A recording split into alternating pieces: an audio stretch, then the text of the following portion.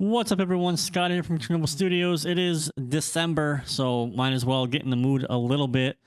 In this video, we are going to be talking about digital audio workstations, otherwise known as DAWs, and which one is the best to use specifically when you're working and producing metal. Now, this video is going to be kind of long, so definitely check out the chapters, read the description, okay? We're going to be talking pretty much in depth about all of the DAWs that I have personally used. Like, I've actually done recording and mixing. I've actually worked in the DAW to a significant degree. We're going to talk about pros and cons of these DAWs. And what I really want to do in this video is not tell you which DAW to use, but really give you more information so that you can decide which DAW you might want to try first, or which DAW really, it's not quite suited for what you're trying to do. So let's just go ahead and dive right into it. So the first DAW I will talk about obviously will be Cubase Pro, because that is my main DAW. Now, Cubase, I started using after Cakewalk shut down. I tried a few DAWs in between, which is really where some of the other information in this video will come from. And I've really just settled on Cubase because it handles all of my needs in one place. Previously, I had used a couple of different DAWs to do different things, and I really just wanted to have one program where I could do everything in it. Okay, so what I've got here is I've got just pros and cons. So we'll go over the we'll go over the Cubase pros first. So first and foremost, it's rather intuitive to get started. You open it and you load it, and the menus make sense, and things are located in situations where if you've used the DAW before, or even if you haven't, it makes sense where things are located. Menus make sense, and really there's a great online manual that will help you get along quite well too. It's got a search function. It's all online. I think you can even download it as well, but having the ability to jump into the manual and search for something specific is very important in this day and age. Okay.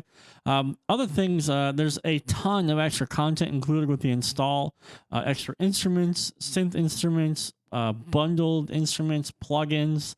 Okay, there's basically everything to get started. Where you have Cubase, right? You install it, and it comes with a bunch of extra content. And with Cubase 11, you can decide actually which content you would like to leave off of the install. And then you can just get started right away. You have things you can start playing with immediately, so you can get the creativity going. Now, if you haven't seen Cubase in a couple of years, for example, if I say Cubase and you think Cubase 5 and sort of that, I wouldn't say ugly design, but definitely, not the best looking design. Cubase has been modernized and has a nice, sleek, modern design now. Everything looks really nice. A lot of the plugins have been updated. They make a lot more sense. Things just look better. And I know maybe it's like, okay, Scott, it's the sound of the DAW, or not even the sound of the DAW. It's working in the DAW. It's not how the DAW looks. Well, I mean, it is nice when a DAW takes the time to look nice, modernize its features, makes the plugins easy to read, easy to use, especially resizable in this day and age if you're working on 2K or 4K resolutions. I mean, that's important to have a nice interface that's easy to work with. Okay. Next, it's got amazing songwriting and editing features. If you saw my interview with Carl Sanders a couple weeks ago, he actually did a little impromptu tutorial about how to use the arranger track in Cubase, and that really blew my mind and opened my eyes to how important and how powerful an arranger track can be. And in Cubase, the arranger track is non-linear. It's great to use, easy to use. And it makes songwriting both a visual and audio process. And so I'm a very visual person. I like to see the parts in action, and the arranger track has been an excellent addition to whenever I have the time to write some riff ideas down. I really like it.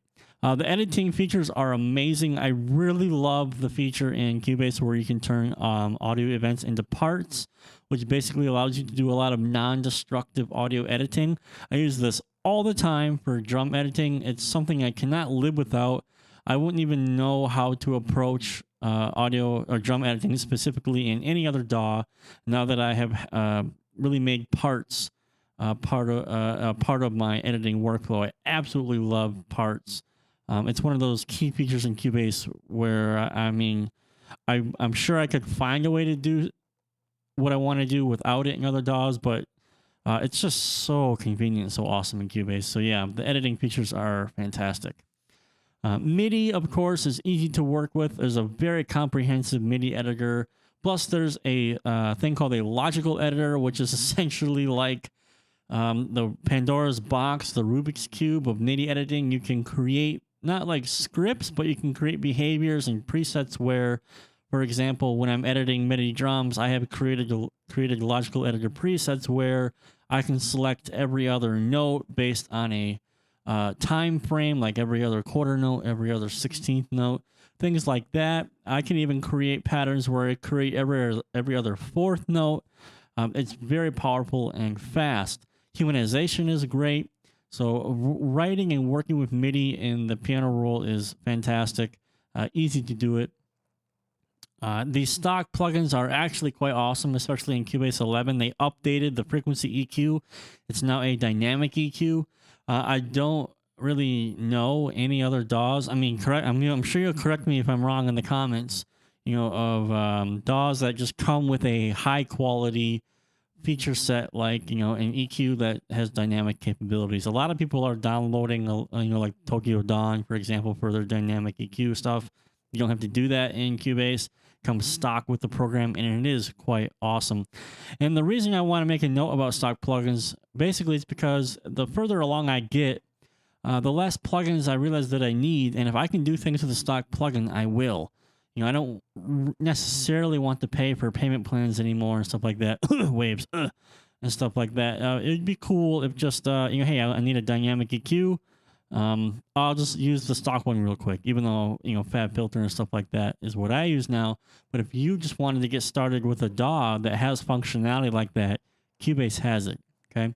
You can also create keyboard commands and complicated macros, meaning like if you have a set of movements that you would like to make that you make all the time. For example, you insert 2 guitar tracks for recording guitar. You can, as far as I'm aware, you can set that up as a macro. Keyboard commands, literally everything in the DAW can be bound to a keyboard command. Keyboard commands are essential to working quickly and being able to get things done quickly in a DAW. So you can make keyboard commands for just about every piece of functionality that you have in Cubase. Cubase also can grow with you, so that means it can handle large, complicated projects that have a myriad of audio, MIDI, and instrument tracks, excuse me, all in the same project. It's no problem. It can handle all that stuff. And it can work and edit video quite nicely as well. So this makes scoring video games, or, you know, if you're working on film where you want to put music to video, that makes that very easy. You literally just plop it into the program, and you can press F8. There's a video player right there, and you can just write music while watching the video at the same time. So, and you can even bounce down and edit video in Cubase.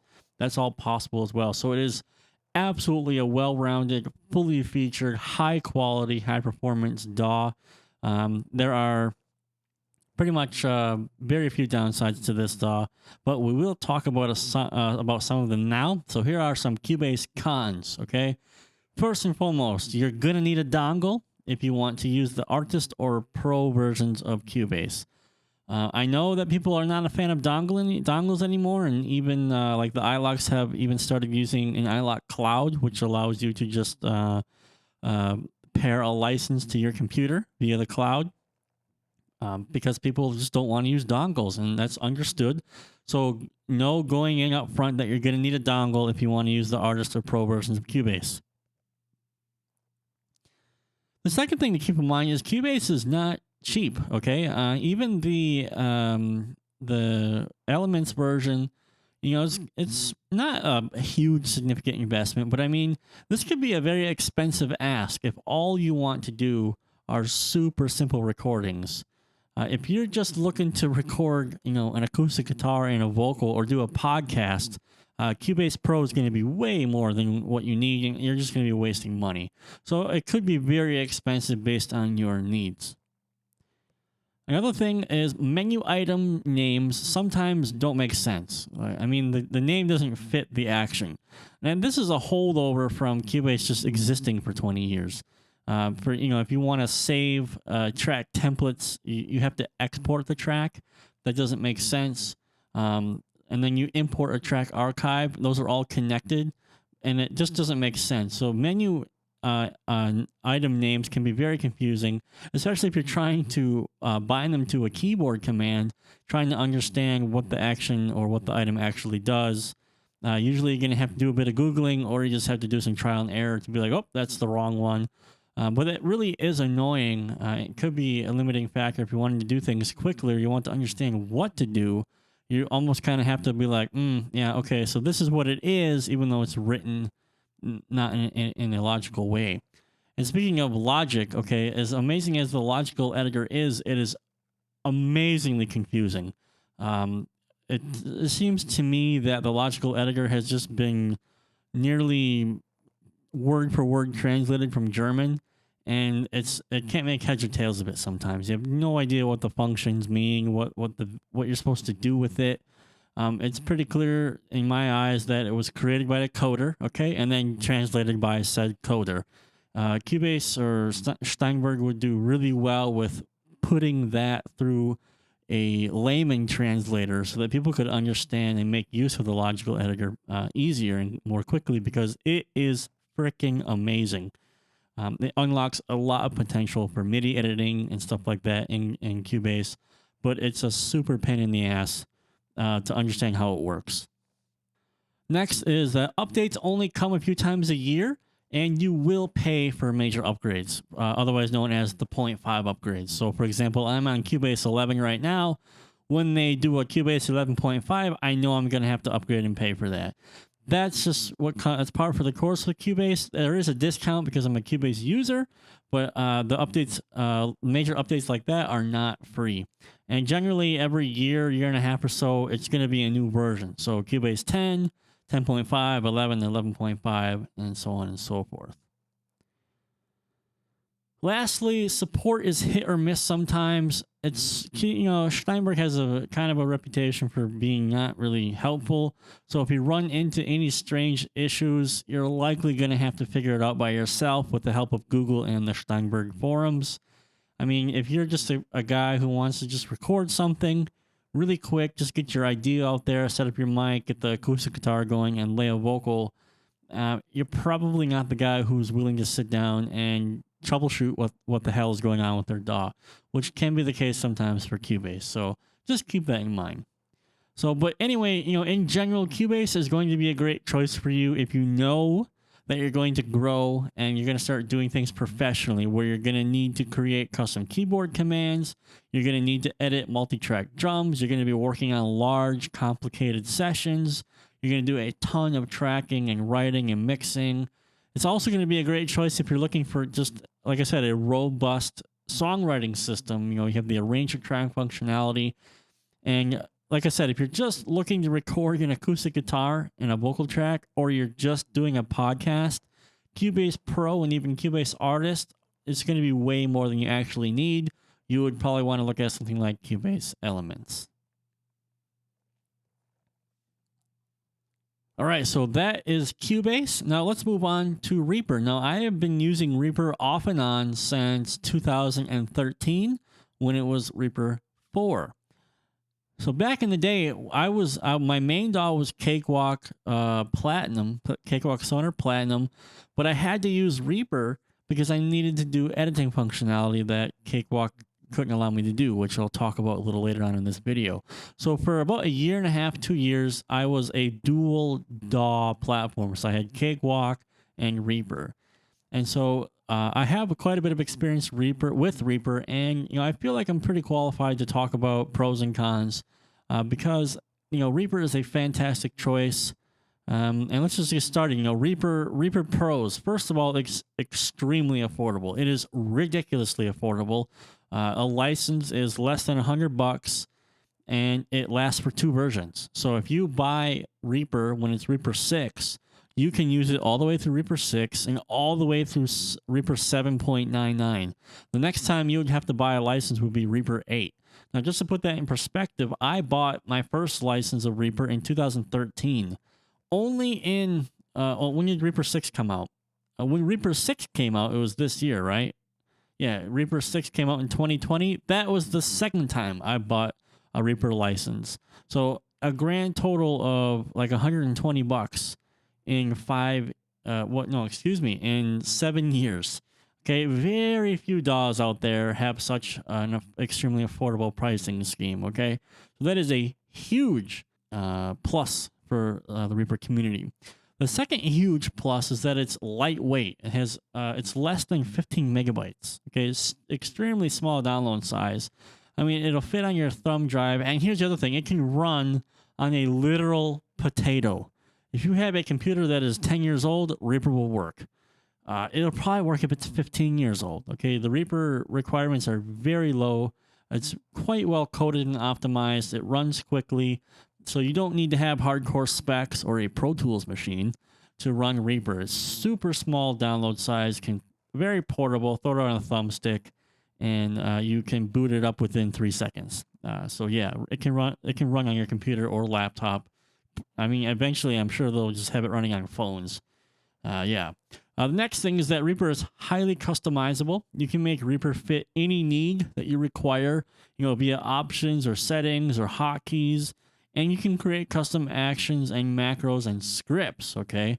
Going right into that, there is a very active modding community. So if you can think it up and you can code the functionality, Reaper can probably do it. Okay. It's very robust.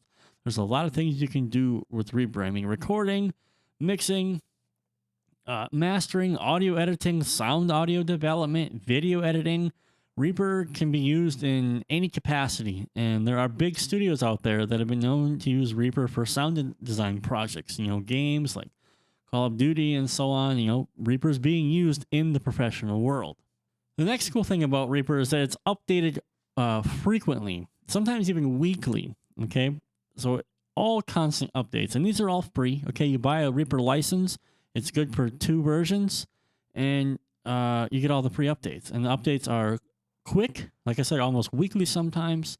Okay, and like I just reiterate, no dongle required, extremely small download size, and very favorable licensing plan. Can run on a potato. It can do anything you want. Has built-in scripting. Great stock plugins. It's a really good DAW that'll allow you to do anything that you want to do.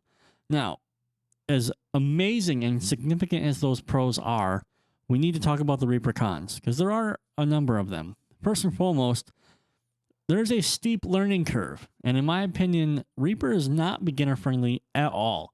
Okay, you open Reaper, and there it is. It doesn't function like most of the DAWs, and the sheer customability of it goes against it just as much as it is a compelling argument to use it. For example, it's unlikely that you'll be able to just click around and find your way around Reaper, because the menus have strange ordering. There's a lot of contextual menus that may not make sense. If there are things and locations that you wouldn't expect them to be in, okay?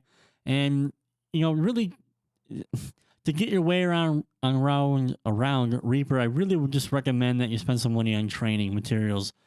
For example, Adam Steele's from Hot Pole Studio, he does the complete guide to Reaper. Just go ahead and grab that, because you're just gonna waste a lot of time clicking around Reaper and being frustrated. And you can just skip all that and get a guide to Reaper and decrease the amount of mistakes and frustration you'll run into Reaper, and just walk through it with someone who knows the DAW very well. Some of the Reaper behavior is just not intuitive. Okay, for example, if you have your mouse over the tracks in Reaper and you want to scroll vertically, in most DAWs you just scroll the mouse vertically and things scroll vertically. In Reaper you actually zoom. Okay, that means you have to go into the settings and the actions and change these parameters. Now, a lot of people may not want to do that. And if Reaper is the first ever DAW ever in the history of your world ever, then you'll just get used to it.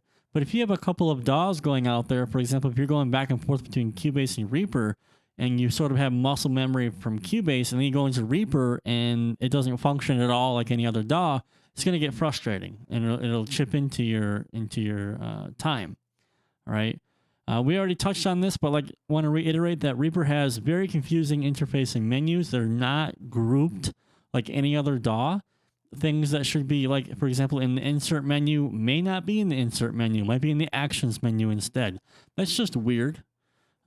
Sure, there's right click context menus and stuff like that, but it's just weird. Okay. Thankfully, there are people out there, for example, that created the Reaper better menu set that basically reorganized all the Reaper menus to make them more sensible. But again, that's just another thing that if you have never used the DAW before or Reaper before, you would never know to go to the Reaper forums and download the better menu set. So what I mean, because menu diving is a thing, you'll be making a minimum of 2 clicks for nearly every action you want, either until you make a custom keyboard command action, or you set a hotkey. All right. So that's just, it's just the way it is. And Reaper, you may be wondering how Reaper could have such a small download size, and that's basically because there's a limited number of bundled instruments, basically none. There are a ton of plugins that come with Reaper, but those are included with the included JS scripting. It's not JavaScript, it's like Jesus script or something like that. I think it's called Jesus script. But and that's the coding language, or a lot of these plugins are being used and created by the community, which is great. Okay, but I mean, keep all those things in mind. If if you're willing to put some time into learning how Reaper works and you stick with it, Reaper is going to pay dividends for you. It will be a fantastic choice for recording and editing music, and even video, actually. If you're the tinkerer, like you're the guy that likes to get in and, see how things work and tinker with it, and you're interested in doing some scripting and coding, and you have some ideas for plugins, Reaper is the DAW for you. That's the one you want. However, if you just want to open a DAW and record without having to change a bunch of settings or tweak before things work like how they should, Reaper will probably be a frustrating experience for you. Now, next up, we have Mixcraft Pro Studio 9. I did a review of Mixcraft, was it 2 years ago, of the 8th version of Pro Studio, and overall, I was quite impressed. The design was pretty lacking. It looked outdated. Wasn't happy with a few things, but I did buy an update to Mixcraft Pro Studio 9, and yeah, let's talk about it. So it's created with the musician in mind, and has a very simple learning curve. Like, this is one of those, this is the DAW where if you just want to open it, you want to record a riff, plop in a sample, this is the one for you. You can do it within seconds. Everything is very intuitive. I have to give the guys at Mixcraft props, because they have created a very simple DAW that takes seconds to understand how to use. You can be up and running and recording within seconds, and that's the truth. Mixcraft is very easy to understand. On top of that, there is an active development team on the forums, along with a nice community, happy to help. They're happy to take criticism, all right? And they're happy to take suggestions, and there's even a really cool bug reporting system where you find a bug. There's like this board community. You submit the bug report, and it's logged. That's really cool, to have an active development team that you can like talk to, like you see them posting on the forum. I think that says a lot. Now, I know it's nearly impossible for bigger companies like Steinberg and Cockos even to just get on the board and talk to people, but I think having this type of active community can be helpful for someone who just wants to have a freaking name or a face to the program that they're using. And the people that create the actual program can post on the board and help you out. That's a huge plus in my opinion. And going further, they've actually created lots of official tutorials and training materials to help you get going with Mixcraft, which, for example, the Reaper manual, not that great. Okay. Forgot to mention that when we talked about Reaper just now, but it's all about getting up and running quickly, and Mixcraft allows you to do that. With the new version, there's a comprehensive collection of instruments and effects plugins to include the tone booster plugins, which are great. Those are third-party plugins. It's a fantastic bundle to have here in Mixcraft. Awesome EQ. You have tape saturation, compressors, limiters, everything. Those are high-level plugins. Really nice to see those in Mixcraft now. I do have to say that the new design is great, making the DAW more sleek and expensive looking. Great choice. Totally ditching just the really cheap wooden textures of previous versions. I really like it. The mix console looks modern. You know, I feel like and look like I'm working on something, you know, pretty cool and expensive. Whereas in version 8, it was like tacky, which is a little wooden panel here. I don't know about that. But they fixed it. They completely changed it. So kudos to them at Mixcraft for you know, changing what needs to be changed so that they can look more modern and sleek. I want to mention that the Pro version also comes with Melodyne Essentials, great for tuning vocals. We all know, you know, what Melodyne is. That they're able to bundle Melodyne with the software is fantastic, and it's very affordable considering all of the bundle content and functionality that you're going to get with Mixcraft. In general, I'm pretty impressed with this, and you know, there's only a couple of things that I really would have to say keeps me off of Mixcraft as a main DAW. And the first thing is that it's mouse click city, man. I mean, Mixcraft will eventually slow you down because so few of the actions can be assigned to keyboard shortcuts. Like, you know, like you can dock, undock. Like if you got two monitors, you can undock the mixer and put it on a separate monitor. That's awesome, by the way. I really like that. But I'm a one monitor guy. I have one monitor at 2K resolution. I like the modular design of DAWs, hiding and showing aspects that I want to see. And it really pains me that I actually have to click the minus or plus sign to open the mixer. I just want to hit a button on my keyboard really fast. You know, I might be in the middle of a guitar take and I have just enough time on the sustain of a power chord to hit F3, for example, in Cubase to see what my mixer is doing. I don't have time to grab the mouse and then click a little small button on the DAW to open the mixer. I really dislike that. So you'll always have to take your hand off your instrument or whatever you're doing. You're going to have to use the mouse to switch between a lot of the functionality in the DAW. That's annoying to me personally. However, I understand that if you're brand new to DAWs, this is not going to be a problem. This won't be an issue for you for a very long time. And the other thing that keeps me away from Mixcraft is I don't really see how you can do complex multi-track drum editing, which is a main part of my work. Nearly every other client that I get, you know, their drums need to be edited. So Mixcraft kind of doesn't really allow me to do that with slip editing in the way that I need to do it. So that's it. And those are the only two things, guys. I looked at Mixcraft Pro Studio 8, like I said, a few years ago. I liked it.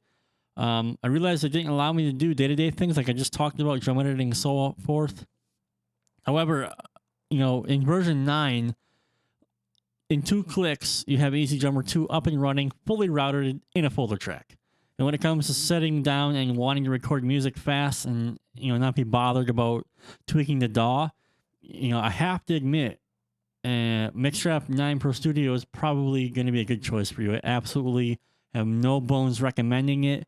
You install it, easy installation, easy install. You're up and running. Everything makes sense. The menus are really nice. Everything is clear, okay? And it's a great starting DAW or a great DAW for you to record your own music. That's really all I can say about that. Next, I'm sure you've been waiting for this one. Cakewalk by Bandlab. You guys know the history here. I used Cakewalk literally since year 2000, maybe 2001. I don't remember anymore. I'm an old dinosaur now. But I always feel comfortable saying that I used Cakewalk for nearly 18 years. So yeah, I'm used it for a long time. The main thing about Cakewalk by Bandlab is it's completely free. All right. Now, Cakewalk by Bandlab is essentially Cakewalk Sonar Platinum that version of the program that existed in 2017 when Gibson shut it down. Cakewalk Sonor Platinum was the highest tier, the highest version of Cakewalk at the time, and it was about $500. At least that's what I paid for it back in the day. You get it now completely free, okay? Now, because it was my main DAW for so long, there's a ton of tutorial videos on my channel to help you learn how to use Cakewalk, so that's cool. Now, like I said, it was taken over by Gibson, and Bandlab thankfully has prioritized making the DAW more stable and more reliable. Unfortunately, near the end of the life of Cakewalk, when Gibson had it, it was a train wreck. Tons of bugs, tons of problems, was really behind the ball. You know, just wasn't that great. There were some issues. And Bandlab has, I have to admit, has done quite a bit of work to stabilize the program, fix bugs. And there's a lot of updates by Bandlab, you know, including quality of life and features. You know, I can't knock that at all. So if you are still using Cakewalk Sonor Platinum from 3 or 4 years ago, you're better off now just getting Cakewalk by Bandlab. It's a completely different program at this point and updated, and a lot of nasty bugs have been fixed. I also have to mention that Cakewalk probably has one of my favorite piano roll views. It could be I'm just used to working in Cakewalk after 18 years, but I really like the functionality of being able to have the piano roll full screen, have a browser on the right, and be able to select certain tracks that I want to use or see or write with. That's really cool. I like the piano roll view in Cakewalk. Always have. Now, Cakewalk, I also have to say that back in the day, there was, in 2010, I want to say, Cakewalk X1 came out, and X1 was one of the first DAWs actually to introduce the modular design, i.e. pressing a keyboard shortcut to hide different aspects of the DAW for screen space, getting rid of the floating window situation that a lot of people hated going into the mid and late 2000s there. But with that, there were a lot of bugs that, like I said, Bandlab has done quite a bit of work on to help fix. But this means essentially that you can customize the UI. It has modular aspects to it. You can hide modules, close modules, reorder modules. You can also hide, for example, the inspector pane, the dock, the multi-dock on the bottom, the browser on the right, the control panel on the top. You can maximize and show or hide information that you either want or don't want to see. So if you're using a small resolution or a laptop, this is really good for you. So you can hide and show what you want to see and still maximize your screen space. You can customize your keyboard commands and create various templates and UI settings with the lenses, for example, that can help you work faster or help you work in a manner so that you're looking at only what you want to see and nothing more. This is great. It's kind of finicky, to be honest with you. I didn't use them that much, but that ability is there. Now, because Cakewalk essentially was the professional, or Cakewalk by Bandlab is essentially the highest tier professional version of Cakewalk, the UI, when you load it for the first time, can be overwhelming. There's tons of modules, everything opens up, just like, boom, here's Cakewalk.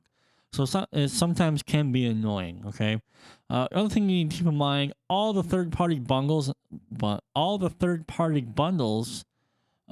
the plugins and software that was bundled with Cakewalk when Gibson owned it, it's been removed. You don't get any of that stuff anymore, so you don't get Addictive Drums, you don't get the Nomadic Factory plugins anymore. All you get basically is the base program. Now, that also means that some really cool plugins that were developed and updated during the Gibson times, for example, the updated LP EQ, the LP MB, they're still unavailable. If you owned Cakewalk Sonor Platinum and you got those plugins previously, they're still included because the install directories are shared. But if you're just a new guy coming in to get Cakewalk by Bandlab for the first time, these really nice plugins are not included. And I don't know what's going to go on with that. Perhaps it'll be paid content later. No idea. And as far as I know, Cakewalk, you still can't edit multi-track drums. This is a famous problem that I've documented 6-7 years now. It has something to do with the way that Cakewalk clips are created and handled in memory in the program.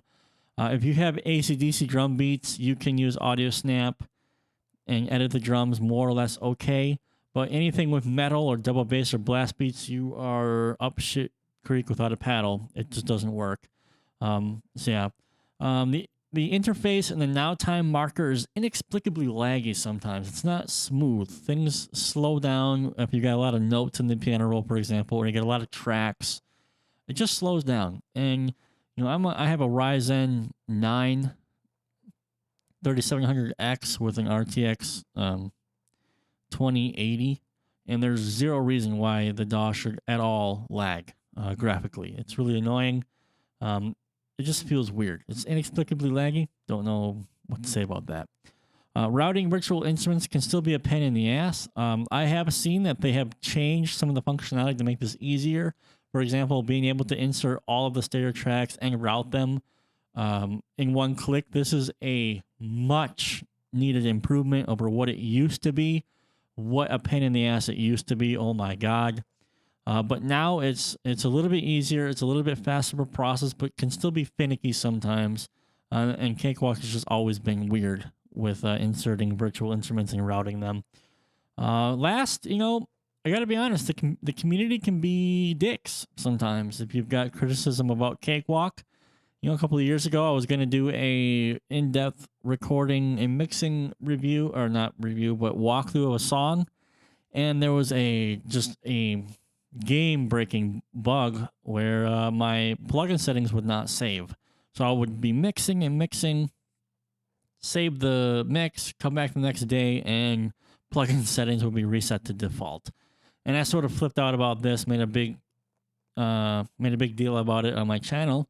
And literally from that day, I don't use Cakewalk at all anymore for anything. I just sort of keep it installed on my system to check updates and see what's going on. And every once in a while, I'll just open it and see how things are. But I mean, Cakewalk by Bandlab, like I said, is essentially Cakewalk Summary Platinum. It was hundreds of dollars back in 2017. However, again, I must admit that Cakewalk had put a ton of work into it. They've fixed a lot of bugs, and they are starting to implement their own ideas into what they think the DAW should be. That's all fine and dandy. I mean, if all you ever plan on doing is recording some guitars, bass, vocals, and maybe programming drums, Cakewalk will take care of you, no problem. It's going to be just fine. However, you know, audio snap still doesn't work right. Editing multi-tracks drums, that's still a problem. All that aside, though, I mean, the price is free. There's really no reason why you shouldn't try Cakewalk. It probably can do what you need it to do. And then if you're just getting started and just growing, you're not even sure how a DAW works, you know, hey, this is a great way to cut your teeth. Cakewalk might work just fine for you. Now, the last DAW I would like to talk about, it's Studio One. The last version I used was Studio One 3, and I tried this DAW when Cakewalk shut down, and I was basically looking for a new place to migrate to. Now, I ended up selling my license. The DAW did not really perform that well for me, and come to find out, it has multi-threading issues. I have no idea if these multi-threading issues are fixed in version 5, but this can really screw with VST performance, in particular with amp simulators. Now, I know there are some amp simulators that I was using at the time where I was just like, why is this not working correctly? And like I said, come to find out, the multi-threading issues can screw with some of the VST amp sims with the way that they're created. So this can be an issue if you're looking to do that. Also, editing multi-track drums just didn't work for me. I did not like that. But like I say, however, it has a great arranger feature, and I have a friend who swears up and down for Studio One 5 with the arranger feature. It's fantastic.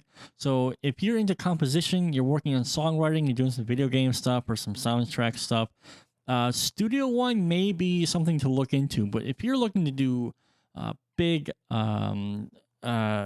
multi-track drum editing and stuff like that, I don't know, you should try a demo and test it out yourself. That's really all I can really say about Studio One. Now, I'm a PC user. I've never used Logic. If you're on a Mac, try Logic, I guess. I have no idea about it otherwise. Now that we've gone over a bunch of the DAWs that I personally use, some pros and cons of each, let's get to that section of the video now where I tell you which DAWs you should not use. Obviously, first and foremost, Pro Tools. What a waste of time. Pro Tools first, and all these things are stripped down to such a degree that they're nearly useless, or you're going to be paying for a month-to-month perpetual license, or you can, again, just drop unnecessary amounts of money for Pro Tools, But the main thing about Pro Tools is that the MIDI functionality really is not anywhere close to where it needs to be. Yes, it's great for editing audio. It's got a leg up on that, but a lot of you, I suspect, are not going to be spending most of their days editing audio or multi-track drums or stuff like that. Probably going to be using MIDI drums, MIDI bass, and doing a lot of that kind of stuff, which is pain in the dick with Pro Tools. Not to mention, Pro Tools is kind of famous for requiring sort of beast mode computers that doesn't run well, has very strange bugs, and as far as I'm aware, it still lags behind in basic features. So you can check it out if you want, but it definitely wouldn't even bother with Pro Tools in this day and age. Now, a few other DAWs that I would not recommend, and not because they're bad, it's just because it's not their thing. For example, like FL Studio, Ableton Live, Reason Studio. These DAWs are fine. There's nothing really wrong with them, but they're just not geared towards metal, where you would probably be spending a lot more time in the piano roll, recording guitars, recording vocals, editing audio, stuff like that. FL Studio and Ableton Live, have different, their focuses are different. It's a different focus of the DAW, more towards electronic music and loops and stuff like that.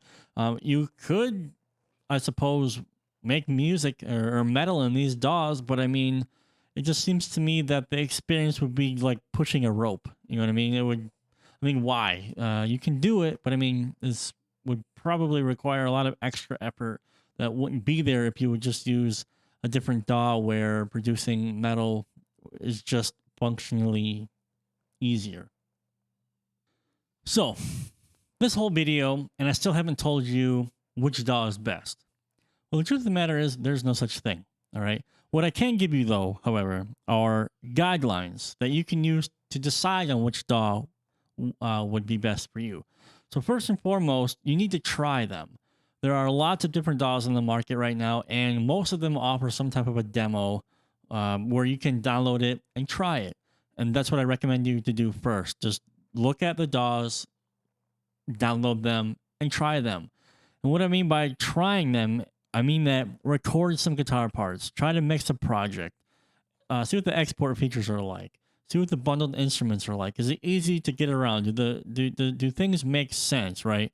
Decide if it feels intuitive for you, okay? Are you able to get in the flow, all right? In the flow of working with your DAW.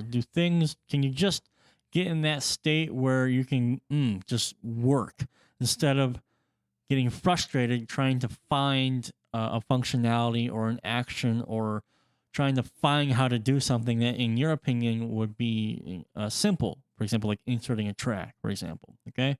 Do the controls make sense? Do you like the shortcuts? In general, do you like how things are laid out, okay? Are the options and the controls located in sensible locations? Do the menus make sense? Are they named logically, okay? These are things that you need to keep in mind when you're trying DAWs because you're making a logical decision here. What might work for me may not work for you. So while I use Cubase, there are plenty of people out there who don't like Cubase and they don't want to use Cubase. Fine. That's great. Okay? There are many people who swear up and down about Reaper and just as many who can't stand Reaper. And that's just the way it goes. But it's up to you to understand which DAW is going to help you meet the goals and make the music that you want to make, okay? So finally, is it, and a really good question, is it easy or difficult to do the core work that you're doing in your DAW? i.e., is it easy or difficult to record guitars, program drums, edit audio, record vocals, okay? For example, if you're going to do a ton of multi-track drum editing, does the DAW facilitate that? Can you do slip editing? Can you also do algorithmic editing? I mean, whatever your main use of the DAW is going to be it songwriting, editing, recording, mixing, ensure that the DAW has the features that makes it easy to do that. For example, like I just said, I would not recommend FL Studio to record metal because it's not a DAW with that purpose. It's a purpose of EDM. Sure, you can record metal. Like I said, you can push a rope. Maybe. It's really hard. So why would you do that? Okay, so you wouldn't probably want to choose FL Studio. You might want to look at something like, for example, Cakewalk, which is free. Try it out. Do you like it? Cool. Or Cubase, Cubase Elements, stuff like that. So if this, whatever your core functionality, the core work that you're going to do, make sure that your DAW can do it, and make sure that it's relatively simple to do and not, a pain in the ass. At the end of the day, you just have to find the DAW that works best for you. And the only way you can do that is by trying a bunch of different DAWs, mixing, recording, and working within them. So get on out there, download a bunch of the demos, record some songs, and see which one you like best. And don't feel bad if you don't like Reaper. Don't feel bad if you don't like Cubase. Don't feel bad if Cakewalk works best for you.